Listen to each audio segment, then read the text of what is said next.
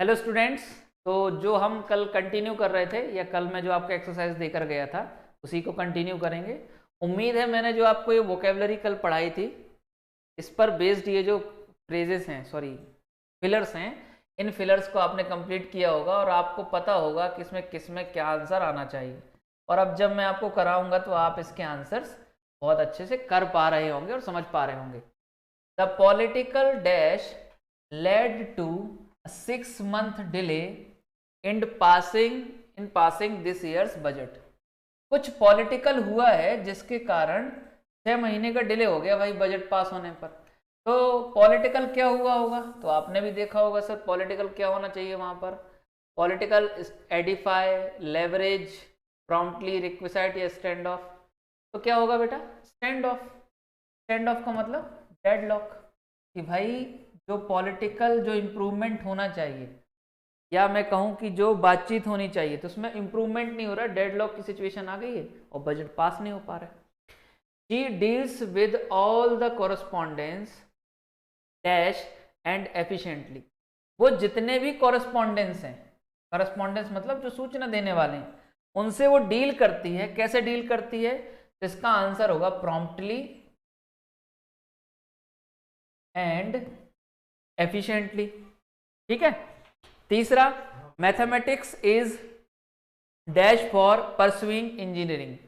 Mathematics क्या है engineering करने के लिए, तो आप कहोगे सर मैथमेटिक्स है रिक्विसाइट। रिक्विसाइट मतलब आवश्यक है, तो मैथमेटिक्स आवश्यक है इंजीनियरिंग करने के लिए, आप भी जानते हैं। ये वही वर्ड है जो पीछे पढ़ाए हुए हैं, आप फिर से देख सकते हैं एक बार प्ले करके। The books will both entertain, जो बुक्स हैं वो एंटरटेन भी करेंगी और एडिफाई भी करेंगी। एडिफाई करेंगी मतलब बेटा एजुकेट करेंगी, किसको, रीडर्स को, पढ़ने वालों को। तो बुक्स जो हैं वो एंटरटेन करेंगी और एडिफाई करेंगी रीडर्स को। The unions size gave it dash contract negotiation. जो यूनियन का साइज है उसने क्या दिया है यूनियन को, तो उसने दिया है लेवरेज। लेवरेज मतलब बेटा वो फोर्स, वो ताकत जिससे वो जो कॉन्ट्रैक्ट है उस पर नेगोशिएशन कर सके। तो ये हमारे वर्ड थे। पहले वाले फिलर में स्टैंड ऑफ, दूसरे वाले में प्रॉम्प्टली, तीसरे वाले में रिक्विसाइट, चौथे वाले में एडिफाई, पांचवें वाले में लेवरेज। ठीक है। और ये ऐसे ही पढ़ने होंगे हमको, आप चाहें तो इनका स्क्रीनशॉट ले लें। और ये जो चीज है ये आप इसको जादू की तरह नहीं पढ़ सकते, ये आपको पढ़नी होगी, समझनी होगी, तब हमारे समझ में आएगी। ठीक है। चलिए तो आगे बढ़ते हैं, अगला रूल देखते हैं। अगला रूल है, हमने इससे पहले कुछ रूल पढ़े थे उनमें कंटिन्यू कर रहा हूं मैं, कि व्हेन टू और मोर सब्जेक्ट्स, जब दो या दो से ज्यादा सब्जेक्ट्स जुड़े हुए हों, किस किस से जुड़े हुए हों, यहां से लगाना इन्वर्टेड कॉमा, विद के साथ, एज वेल एज के साथ, ये विद दोबारा आ गया, रिपीट हो गया, अलोंग विद के साथ, टुगेदर विद के साथ, ये टुगेदर और विद एक साथ है ना, टुगेदर विद।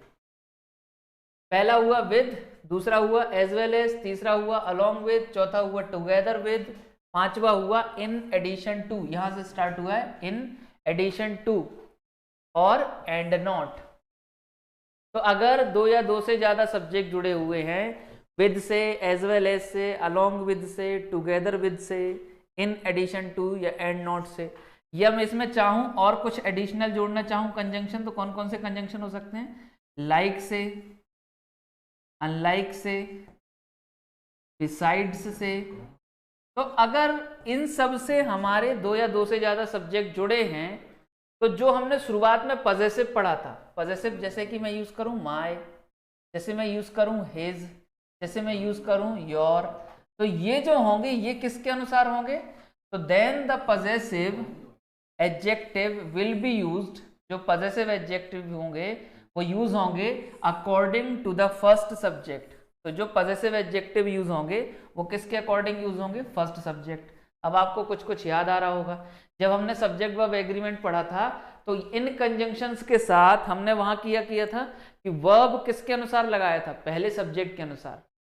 तो यहां पर हम पजेसिव किसके अनुसार लगाएंगे, पहले सब्जेक्ट के अनुसार। सेम केस है इन कंजंक्शन के साथ, अगर दो सब्जेक्ट जुड़े हैं या दो से ज्यादा सब्जेक्ट जुड़े हैं तो वर्ब किसके अनुसार आता है, वर्ब आता है फर्स्ट सब्जेक्ट के अनुसार। ऐसे ही अगर ये कंजंक्शन है तो हमारा पजेसिव किसके अनुसार आएगा, फर्स्ट सब्जेक्ट के अनुसार। अच्छा भाई, तो जैसे ये यहाँ पर मैंने लिखा हुआ है पहला सेंटेंस, दूसरा, तीसरा और चौथा, तो आप इनके बारे में एक बार सोचकर आंसर लगाने की कोशिश करें और सोचें कि इसमें आंसर क्या होने चाहिए, है ना। चलिए, उम्मीद करता हूं आपने इसको पॉज करके अपने एंड से आंसर लगाए होंगे। अब मैं बताता हूं, यहां पर कंजंक्शन है एज वेल एज। पहला सब्जेक्ट हुआ मदर, दूसरा सब्जेक्ट हुआ हर चिल्ड्रन। पहला सब्जेक्ट हुआ मदर, दूसरा सब्जेक्ट हुआ हर चिल्ड्रन।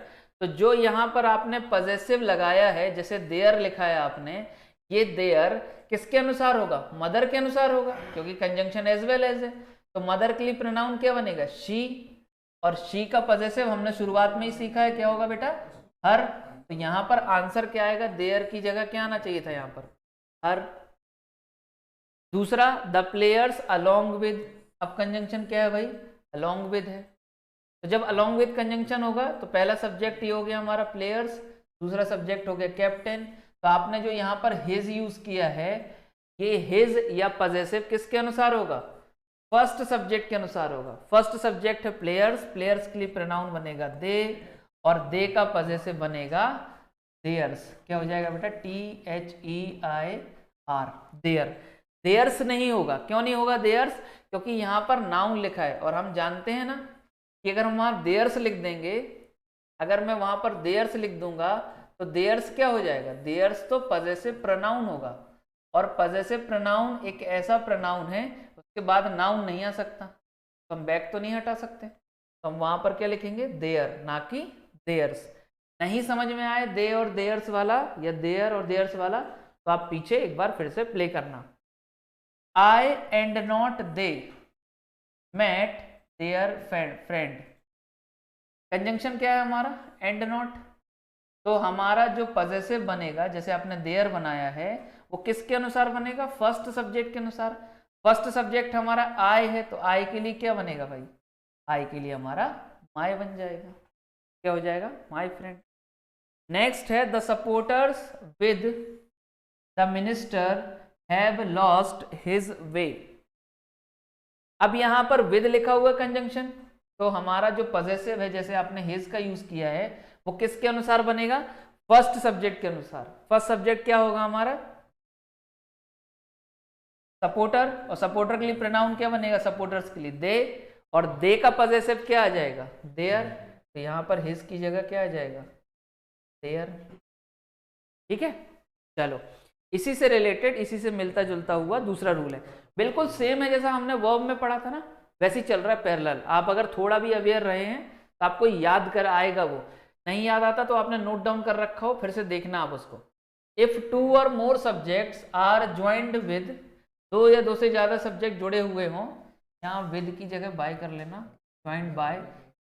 ज्वाइंट के साथ प्रेपोजिशन बाय आता है, और कनेक्टेड के साथ विद आता है ना।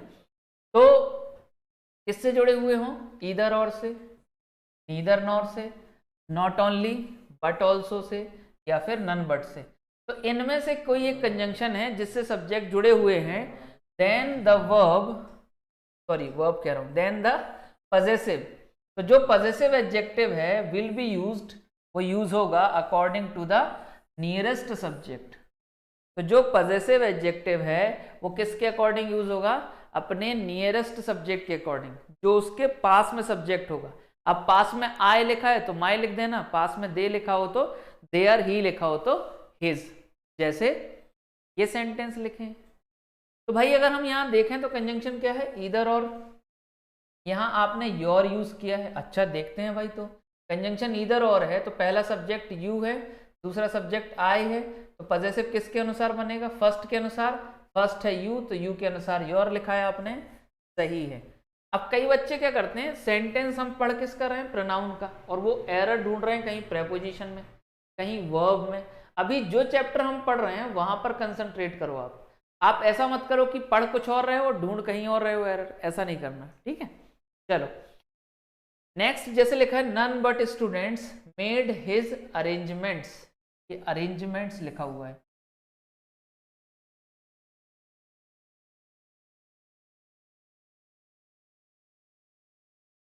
तो अगर कंजंक्शन क्या है, नन बट, तो जो हमारा पजेसिव होगा वो किसके अनुसार होगा, अपने नियरेस्ट सब्जेक्ट के अनुसार। तो नियरेस्ट स्टूडेंट्स लिखा है कि नन, इसमें जो नन बट होता है उसमें नन एक सब्जेक्ट होता है और स्टूडेंट्स दूसरा सब्जेक्ट होता है, सॉरी स्टूडेंट्स कह रहा हूं, या उसके साथ लिखा हुआ नाउन दूसरा सब्जेक्ट होता है। तो पजेसिव के पास में कौन लिखा है, स्टूडेंट्स। स्टूडेंट्स के लिए प्रोनाउन क्या बनेगा हमारा, दे, और दे का पजेसिव क्या बनेगा, देयर। तो यहाँ हिज की जगह क्या आएगा भाई, देयर।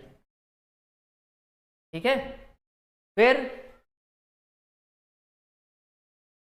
अब इस वाले को एक बार अपने एंड से सॉल्व करने की कोशिश करो, सही लिखा है कि गलत, एक बार सोच के देखो तीसरे वाले को। Neither the players nor the coach gave his best, बताओ आप। तो यहां पर कंजंक्शन क्या हुआ, नीदर नॉर, एक सब्जेक्ट हुआ प्लेयर्स, दूसरा सब्जेक्ट हुआ कोच। तो जो पजेसिव हो किसके अनुसार होगा, अपने नियरेस्ट के अनुसार। तो नियरेस्ट क्या होगा, कोच, कोच के लिए प्रोनाउन क्या बनाएंगे, ही, और ही का पजेसिव हिज। मतलब सेंटेंस क्या है, सही है। अब इस वाले में देखें तो नॉट ओनली बट ऑल्सो, पहला सब्जेक्ट क्या है, मिनिस्टर्स, दूसरा सब्जेक्ट क्या है, प्राइम मिनिस्टर। तो यहां पर जो आपने देयर लिखा है, ये देयर सही है क्या, एक बार सोच के देखो। तो ये जो पजेसिव है जो आपने बना रखा है, ये किसके अनुसार होगा, अपने नियरेस्ट के अनुसार। और नियरेस्ट क्या लिखा हुआ, प्राइम मिनिस्टर, प्राइम मिनिस्टर के लिए प्रोनाउन क्या बनेगा, ही, और ही का पजेसिव हिज। ठीक है, उम्मीद करता हूं ये जो मैंने आपको दोनों पॉइंट बताए हैं ये आपको बहुत अच्छे समझ में आए होंगे, और अगर नहीं आए हैं तो दोबारा प्ले करके इसको चलाएं और देखें। अब देखो, अगर किसी सेंटेंस में इफ, ऐसा लिख सकते हैं, if any sentence has any of these pronouns as subjects, अगर इनमें से कोई प्रोनाउन किसकी तरह यूज हो रहा है बेटा, सब्जेक्ट की तरह, किस में यूज हो रहा है, किसी सेंटेंस में, है ना। तो उसका जो पजेसिव बनेगा, वर्क एज सब्जेक्ट, देखो लिखा हुआ है ना कि each, every, either, neither, none, anyone, जो ऊपर लिखा वही यहाँ लिखा है, एटसेट्रा, वर्क्स एज सब्जेक्ट, कैसे काम करते हैं, सब्जेक्ट की तरह। Then THEN, then the possessive adjective will be, तो पजेसिव एडजेक्टिव क्या होगा, या तो हिज होगा, या तो हर होगा, या तो इट्स होगा। ठीक है, अब अगर किसी सेंटेंस में ईच लिखा है तो ईच के लिए मैं क्या लिखूंगा, या तो हिज, या तो हर, या तो इट्स।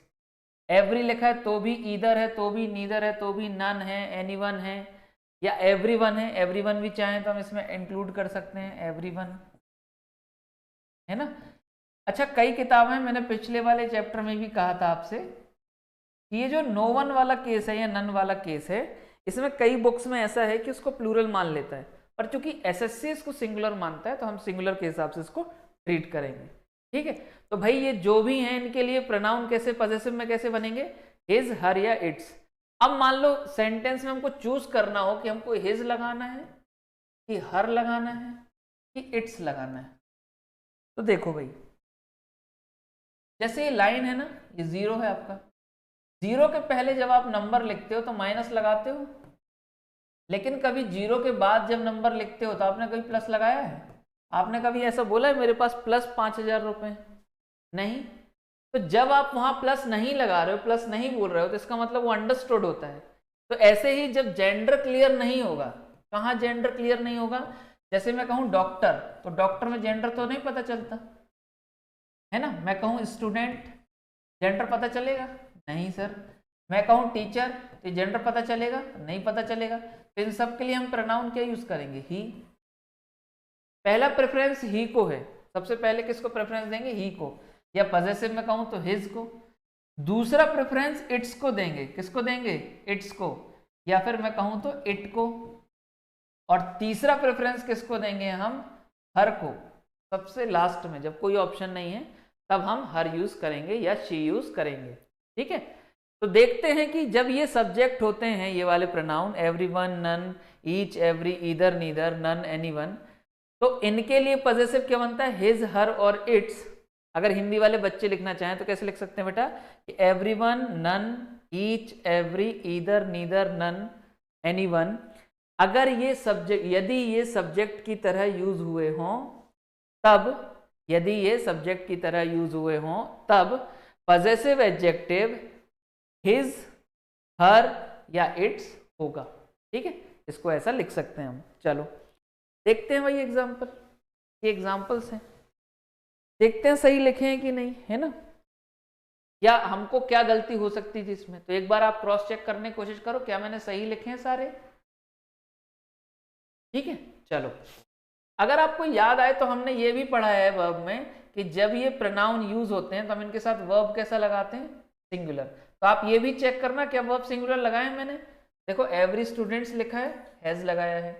ईच कंट्री लिखा है, नोज लगाया है। ईदर ऑफ द बॉयज लिखा है, हैज लगाया है। ये सारे सिंगुलर हैं। नन ऑफ द मेंबर्स लिखा है, वांट्स लगाया है। सारे सिंगुलर यूज किए हैं। ऐसे आप क्रॉस चेक कर सकते हो। तो एवरी स्टूडेंट्स हैज सबमिटेड, अब यहां पर मैंने हिज लिखा है, स्टूडेंट्स का जेंडर पता है नहीं, तो प्रेफरेंस किसको देंगे हम? ही को। और इसके लिए अगर पॉजेसिव बनाना है कि भाई हर स्टूडेंट ने अपनी बिलोंगिंग्स जो है, अपना सामान जो है वो जमा करा दिया है, तो अपना बताने के लिए इसका अपना या इसका उसका बताने के लिए क्या यूज करेंगे? हिज। ऐसे ही ये जो लिखा है each country knows its limitations, तो यहां पर जो ईच कंट्री है, अब इसके लिए ही तो नहीं बन सकता, शी तो नहीं बन सकता, कंट्री के लिए क्या बनेगा? इट। और इट का पॉजेसिव क्या बनेगा? इट्स। कि हर देश जानता है अपनी सीमाएं, उसकी क्या सीमाएं? Each of the boys has lost his purse. अब देखना, हमको ऐसा लगता है, जैसे मैं इसकी बात करूं तो हमको लगता है कि स्टूडेंट से तो प्लूरल हो गया, तो यहाँ प्लूरल के लिए दे लगाएंगे और दे का देयर कर देंगे। या यहाँ बॉयज है तो बॉयज के लिए दे लगाएंगे, दे का देयर कर देंगे। मेंबर्स है तो मेंबर्स के लिए दे लगाएंगे, दे का देयर कर देंगे। पर ऐसा नहीं होगा, क्योंकि यहाँ पर हमने क्या यूज किया? Either, each, every, none. तो इनके लिए अब none of the members, members का जेंडर तो नहीं पता। ऐसे ही यहाँ तो बॉयज स्पेसिफाइड है, तो बॉयज स्पेसिफाइड है तो यहाँ ही, और ही के लिए क्या बन जाएगा? हिज। ये तो सही है।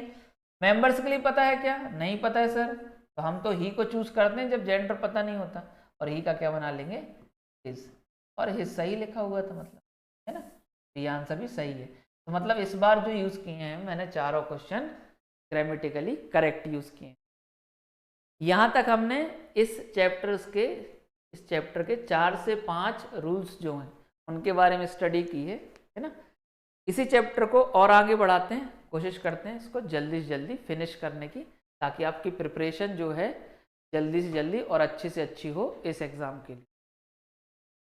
अब ये यहां पर ध्यान देखना, लिखा है if one is used as a subject. अगर वन किसकी तरह यूज हो? सब्जेक्ट की तरह। कौन? वन। मैं एवरीवन नहीं बोल रहा हूं, मैं वन बोल रहा हूं। देन इट्स पॉजेसिव, इसका जो पॉजेसिव एडजेक्टिव होगा, ऑब्जेक्टिव लिख दिया उसने, then its possessive adjective will be one's. अच्छा, एक और वंस पढ़ते हो आप, ये वाला ONCE। इस वंस का मतलब क्या होता है बेटा? एक बार। ऐसा बोलते हैं ना, एक बार की बात है, वंस अपॉन अ टाइम। ये वो वाला वंस है। और ये वाला कौन सा वंस है? ये वन का पॉजेसिव है। तो जैसे सेंटेंस लिखा है एवरीवन लव्स हिज कंट्री, तो यहां एवरीवन है और एवरीवन हमको पता नहीं कौन है, तो हम उसके लिए क्या बनाएंगे? प्रोनाउन ही, और ही का पॉजेसिव क्या लगाएंगे? हिज। लेकिन यहां पर क्या लिखा है? वन शुड ओबे, कि किसी को ओबे करना चाहिए, अपने पेरेंट्स को। तो यहां एवरीवन था तो ही बनाया है, यहां वन है, यहां क्या बनाएंगे? वन का पॉजेसिव वंस। पेपर में बहुत अच्छे से याद रखना, जब इसके खालिस्तान बनाएगा वो, तो वहां पर क्या यूज कर देगा बेटा? वन के लिए हिज लिख देगा, और हम जल्दी जल्दी में पढ़ लेंगे और निकल जाएंगे। और वन के लिए क्या आता है? वंस। ठीक है, चलो अगला देखते हैं। A pronoun immediate after to be, सुनो, अगर कोई प्रोनाउन है, जैसे आई है, ही है, शी है, और ये तुरंत बाद लिखा है, किसके तुरंत बाद लिखा है बेटा? टू बी वर्ब के बाद। टू बी का मतलब क्या होता है? इज, एम, आर, वॉज, वर। मतलब आई, ही और शी या कोई प्रोनाउन है जो लिखा किसके बाद है? तुरंत बाद, या तो इज के, या तो एम के, आर के, इनके तुरंत बाद। तो ये जो प्रोनाउन है, अगर ये इनमें से किसी वर्ब के तुरंत बाद लिखे जाएंगे तो कैसे लिखे जाएंगे? Should be written in subjective case. तो वो किस केस में यूज होंगे? सब्जेक्टिव केस में। किस केस में यूज होंगे? सब्जेक्टिव केस में। जैसे आई सब्जेक्टिव है, इसका क्या बनेगा? मी। तो पेपर में हमको क्या लिख के दे देगा? मी। ही का क्या लिख के दे देगा? हिम। शी का क्या लिख के दे देगा? हर। ऐसा। अब जैसे ये लिखा है, it is I who helped you then, कि अब यहाँ पर ऑप्शन दिए हैं, वैसे ऑप्शन होने नहीं चाहिए थे, है ना? मैं वाइप कर देता हूँ, आप मान लो कि यहाँ ऑप्शन नहीं है, हम सोचते हैं यहाँ पर, है ना? वो क्या होता है बेटा, टाइपिस्ट जो है ना, उसको उतना दिमाग है नहीं, उसको तो जो मिल गया उसने टाइप कर दिया। ठीक है, चलो आप मान लो यहाँ फिलर है। अब हमको चूज करना है, it is dash who helped you then.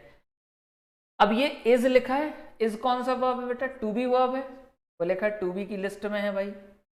तो यहां पर मैं आई भरूं कि मी? तो आप कहोगे सर अभी तो आपने कहा कि सब्जेक्टिव केस लिखना है। तो सब्जेक्टिव केस जब लिखना है तो हम क्या लिखेंगे वहां पर? आई लिखेंगे। क्या लिखेंगे बेटा वहां पर? आई। ठीक है। दूसरा, it is dash who let me know about you. अब फिर ये इज लिखा हुआ है, इसके तुरंत बाद आप प्रोनाउन लिख रहे हो, तो इन वर्ब के, इनमें से कोई भी वर्ब है और इसके तुरंत बाद अगर आप प्रोनाउन लिखोगे तो वो किस केस में होगा बेटा? सब्जेक्टिव केस में। और सब्जेक्टिव क्या है इसका? शी, ना कि हर। हर तो ऑब्जेक्टिव और पजेसिव बनता है। ठीक है, चलो भाई। अब इसी से रिलेटेड देखो, यहां पर हमने क्या पढ़ा है कि टू बी वर्ब के बाद हमारा जो प्रोनाउन है किस केस में आता है? सब्जेक्टिव केस में। अब इसमें थोड़ा चेंज देखो, आफ्टर मेन वर्ब, कोई मेन वर्ब है या फिर कोई प्रेपोजिशन है, a pronoun should be written in its objective case. चाहो तो इसको लिखो, देखो मैं भी मिटा देता हूं, आप स्क्रीनशॉट ले लो इसका, लिखना और लिख जरूर लिया करो भाई, है ना? इस भरोसे मत रहा करो कि हमको याद रह जाएगा। आपको याद करने को बहुत सी चीजें हैं, तो कम से कम इंग्लिश तो याद नहीं करनी पड़े आपको। तो अगर कोई मेन वर्ब है या प्रेपोजिशन है, तो अभी प्रोनाउन जब हम इज, एम, आर, वॉज या वर इनके बाद लिख रहे थे प्रोनाउन, तो हम कैसे केस में लिख रहे थे? हम लिख रहे थे सब्जेक्टिव केस में। कैसे केस में लिख रहे थे हम? सब्जेक्टिव केस में। लेकिन अगर कोई मेन वर्ब या प्रेपोजिशन होगा तो उसके बाद प्रोनाउन किस केस में लिखा जाएगा? ऑब्जेक्टिव केस में।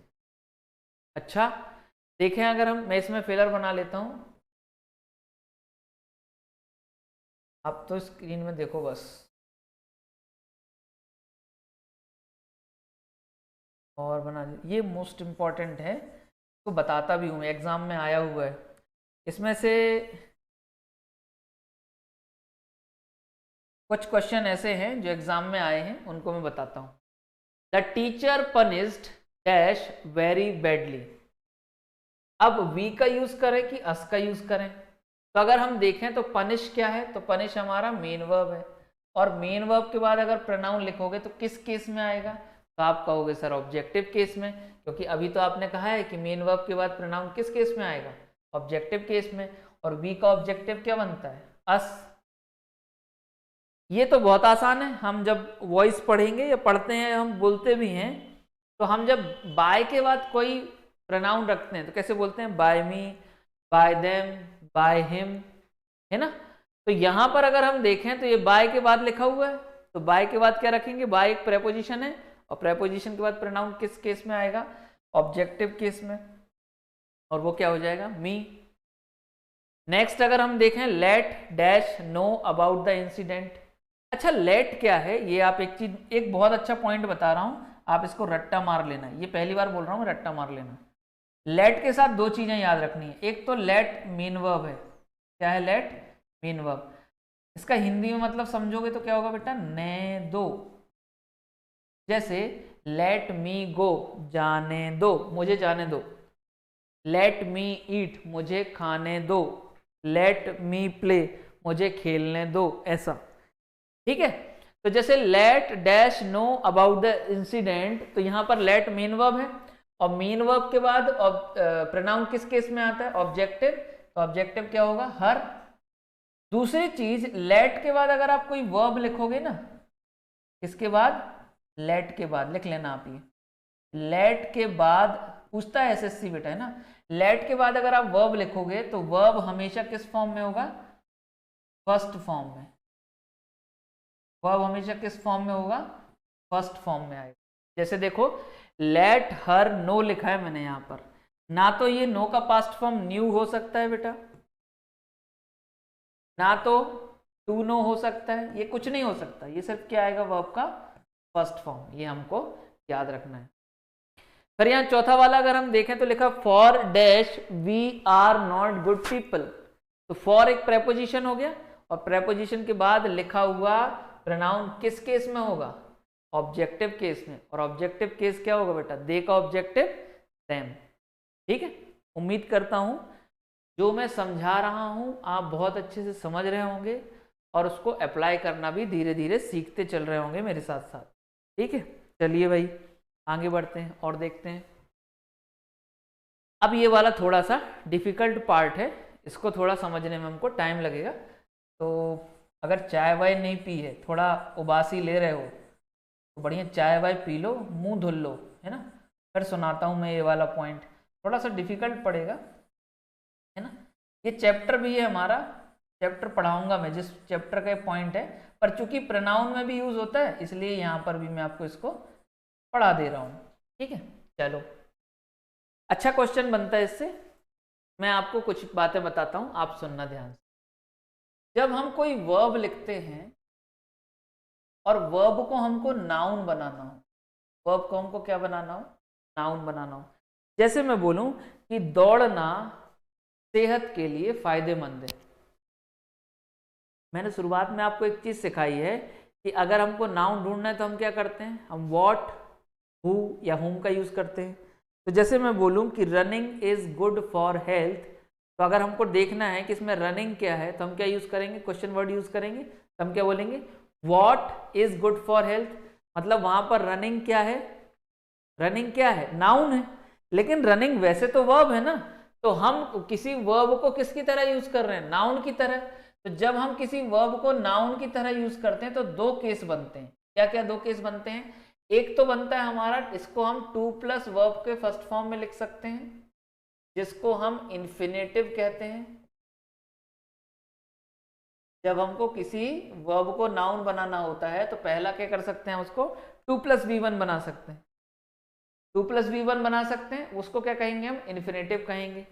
दूसरा, हम जब वर्ब को नाउन बनाना हो तो दूसरा यूज कर सकते हैं, उसको V1 प्लस ING बना सकते हैं, और इसको हम जिरंड कहते हैं। ये हमारा एक चैप्टर है बहुत इंपॉर्टेंट, हर साल इसमें से कोई ना कोई क्वेश्चन आता है हमको एग्जाम में। ठीक है, मतलब हर साल रिपीट होता है, ये कंफर्म है।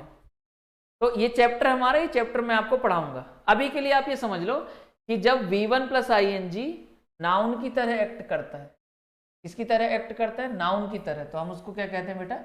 जिरंड कहते हैं। अब यही बात यहां पर सुनना, जब कोई जिरंड हो, क्या हो बेटा? कोई जिरंड, और जिरंड के पहले अगर आप कोई नाउन लिखो या कोई प्रोनाउन लिखो, तो ये नाउन या प्रोनाउन पजेसिव होना चाहिए या पजेसिव केस में होना चाहिए।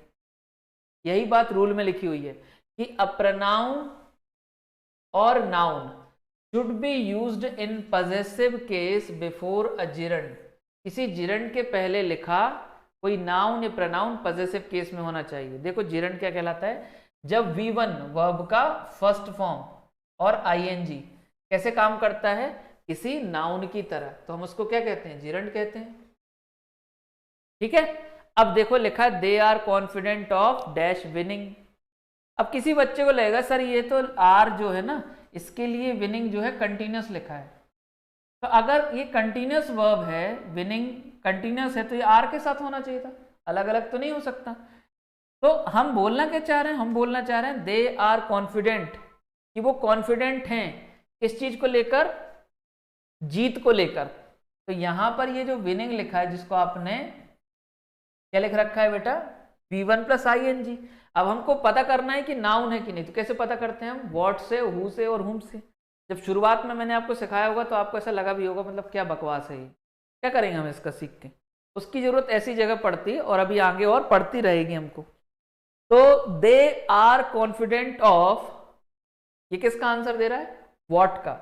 और जो व्हाट का आंसर देता है वो हमारे लिए नाउन है। ये हमने शुरुआत से रट्टा मार रखा है। अब ये नाउन हो गया। अच्छा नाउन कैसा है, तो नाउन है V1 प्लस ING। और जब V1 प्लस ING नाउन की तरह यूज होता है तो जिरंड कहलाता है। जिरंड के पहला लिखा हुआ नाउन या प्रोनाउन कैसा होगा, पजेसिव होगा। और पजेसिव कौन सा आएगा, तो माय वाला आएगा। माइन क्यों नहीं आएगा, क्योंकि माय इसलिए आएगा क्योंकि ये नाउन है और नाउन के पहले एडजेक्टिव लिखा जाएगा, जो कि एडजेक्टिव कौन है, माय है। ये हमने चैप्टर के स्टार्टिंग में सीखा है।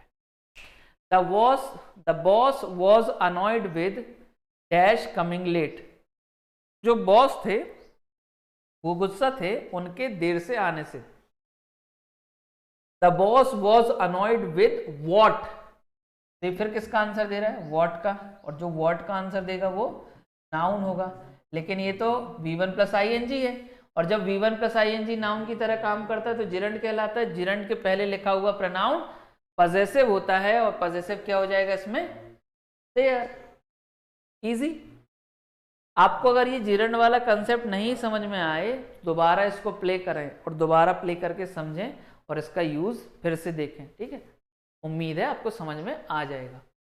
अगला, ये यहाँ पर लिख भी रखा है मैंने, आप लिखना चाहो तो समझ सकते हो कि जिरंड क्या है बेटा, V1 प्लस ING किसकी तरह काम करता है, नाउन की तरह। जैसे लिखा है the boss was annoyed with Ram's coming late. अब की बार क्या किया है मैंने, यहां पर मैंने नाउन लिख लिया है। नाउन क्या है हमारा, राम। तो यहां पर कमिंग अभी हमने देखा था क्या था हमारा, नाउन। और ये है कैसा, V1 प्लस ING। और V1 प्लस ING किसकी तरह कर रहा है, एक्ट, नाउन की तरह। तो क्या कहलाएगा हमारा, जिरंड कहलाएगा। और जिरंड के पहले लिखा हुआ नाउन कैसा होगा, पजेसिव होगा। पजेसिव क्या बनेगा नाउन का, अपॉस्ट्रोफी और एस से। ये हमने शुरुआत में सीखा। चलो अगला, ये कुछ पॉइंट हैं जो हमने समझने हैं, बहुत आसान है, पेपर में बार बार आते हैं, इसलिए हम इसको फटाफट बहुत जल्दी समझ लेंगे। अगर हमको दो पर्सन या दो वस्तु, या मैं कहूँ दो व्यक्ति और वस्तुओं, या फिर टू पर्सन्स और ऑब्जेक्ट की बात करनी हो, तो अगर दो व्यक्तियों या वस्तुओं की बात करनी है हमको, तो हम किसका यूज करेंगे, हम इन तीनों का यूज करेंगे। कैसे यूज करेंगे वो देखते हैं। सबसे पहला क्या है, ईदर, नीदर और ईच अदर। एक एक करके देखते हैं इन तीनों का यूज कैसे करते हैं। ईदर का यूज कब करते हैं, when we talk of two persons और ऑब्जेक्ट्स। जब हम बात करते हैं दो पर्सन या ऑब्जेक्ट्स की। दो की बात कर रहा हूं, मैंने पहले लिख रखा है, दो की बात कर रहा हूं।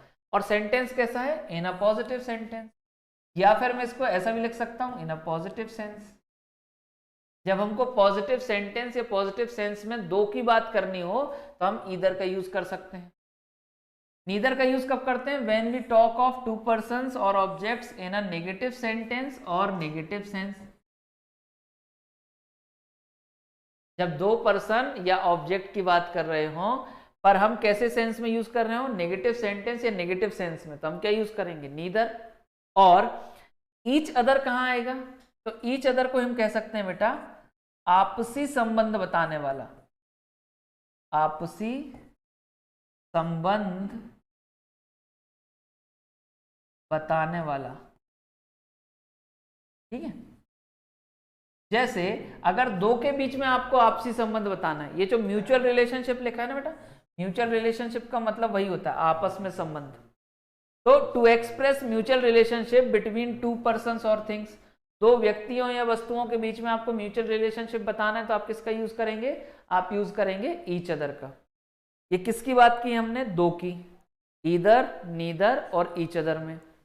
अब अगर दो से ज्यादा होंगे तो हम किसका यूज करेंगे, कि भाई दो से ज्यादा अगर है, चाहे वो व्यक्ति हो चाहे वस्तु हो, तो when we talk of more than two persons और थिंग्स, जब हम बात करते हैं दो से ज्यादा व्यक्ति या वस्तुओं की, किसमें, पॉजिटिव सेंटेंस में या पॉजिटिव सेंस में।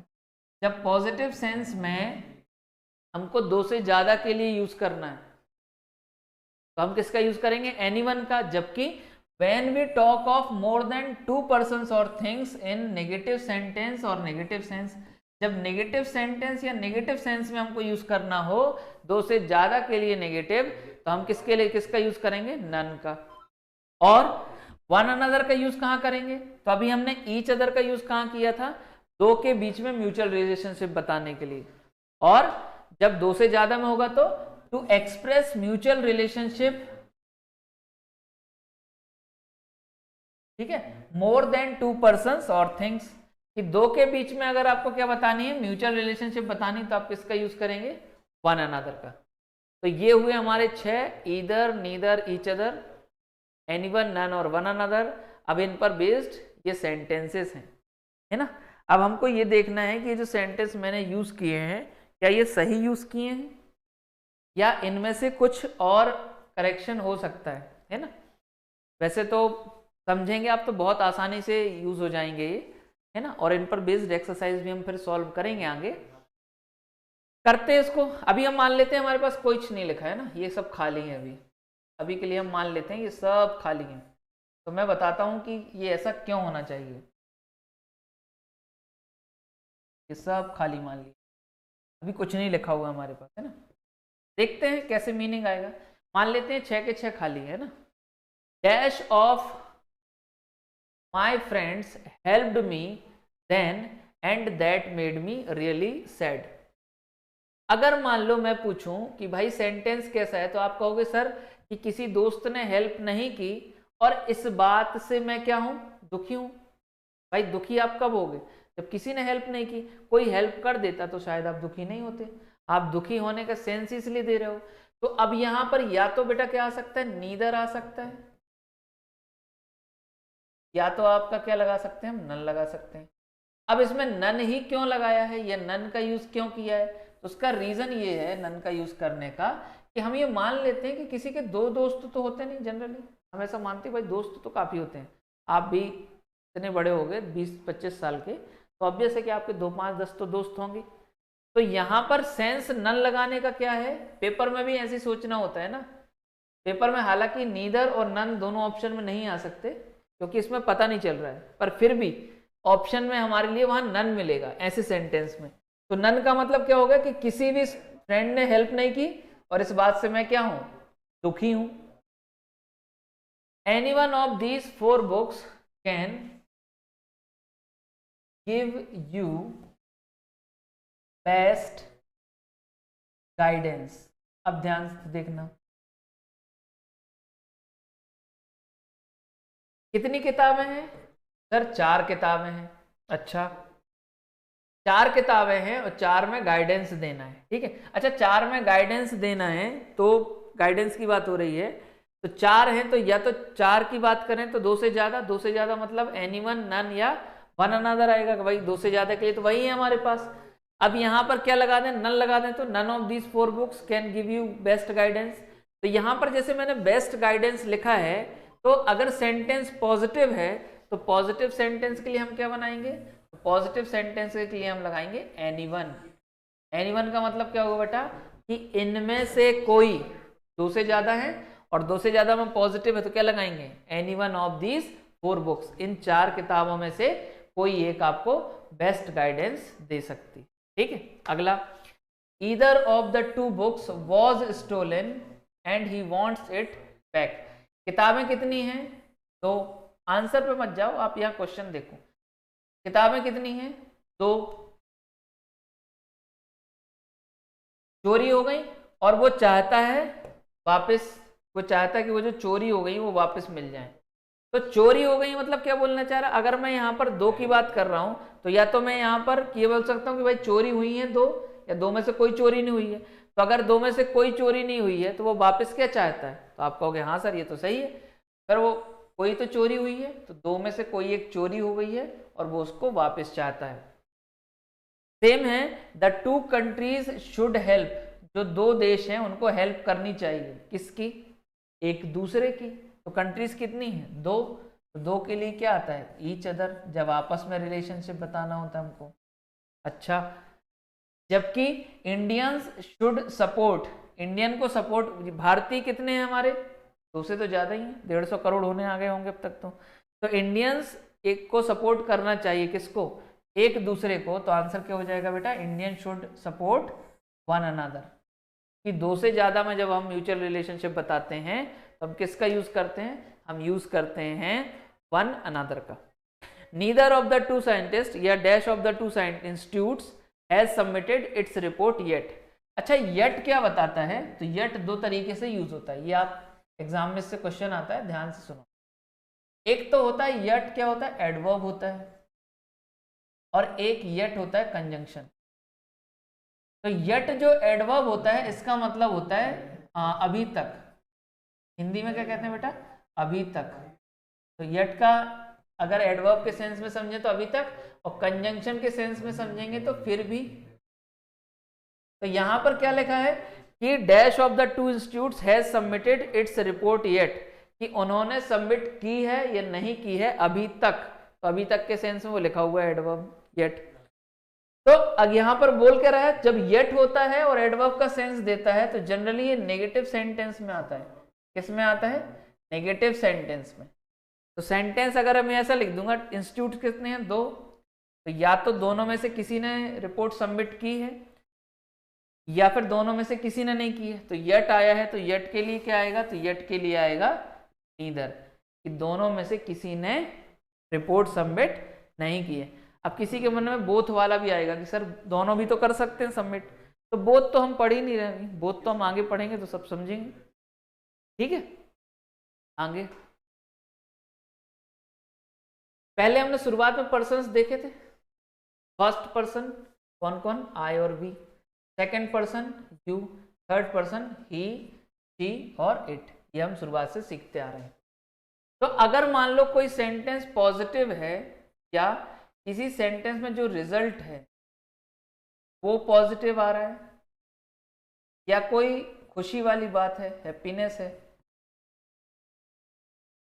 या ऐसी कोई सामान्य बात है, तब इस सिचुएशन में जो इनका क्रम होगा वो क्रम होगा 2, 3, 1। लेकिन अगर सेंटेंस नेगेटिव हो, मतलब जैसे मेहनत मजदूरी की बात आ जाए, या फिर नेगेटिव रिजल्ट आता हो किसी सेंटेंस में, दुख हो, ऐसी कोई बात होगी, तब ऑर्डर क्या होगा, 1, 2, 3। इसको याद रखने का सबसे अच्छा तरीका है कि भाई हम सामाजिक प्राणी हैं, तो जब कुछ अच्छा होता है तो हम खुद को सबसे पीछे रखते हैं, और जब कुछ बुरा होता है तो हम खुद को सबसे आगे रखते हैं। ठीक है, ऐसे इसको याद कर सकते हैं हम। For a sentence which expresses negative result, negative impact, difficult task, the order of the persons will B 1, 2, 3। अगर नेगेटिव सेंटेंस होगा, नेगेटिव इंपैक्ट होगा, तो वहां पर क्रम कैसा होगा, तो क्रम होगा 1, 2, 3। जबकि for a sentence which expresses positive result, positive impact, positive and general, for a sentence which expresses positive result, positive impact, है ना, और एनी पॉजिटिव मीनिंग, और any positive meaning, the order या orders of persons will be, तब order क्या होगा, 2, 3, 1। जब sentence positive होगा, रिजल्ट पॉजिटिव होगा, अच्छी बात होगी या सामान्य बात होगी, तो क्रम क्या होगा, 2, 3, 1, सेकेंड पर्सन, थर्ड पर्सन और फर्स्ट पर्सन। जबकि क्रम अगर उल्टा हो, या मैं कहूं कि सेंटेंस कैसा हो, अपोजिट हो, नेगेटिव हो, नेगेटिव हो मतलब जिसमें मेहनत मजदूरी, कोई बुरा आउटकम आ रहा है, बुरा रिजल्ट आ रहा है, तब क्रम क्या होगा, 1, 2, 3 होगा, है ना। जैसे यहां पर मैंने लिखे हैं सेंटेंस में, यहां पर यूज किया है कि as are exam are very near, you, I and he should work really hard, she, you and I will be punished, my aunt, you and I will participate in that event, you, I and she have cleared the exam with good percentage। तो इनमें अगर हमको क्रम सोचना हो तो सोचने का हम एक बार प्रयास भी कर सकते हैं।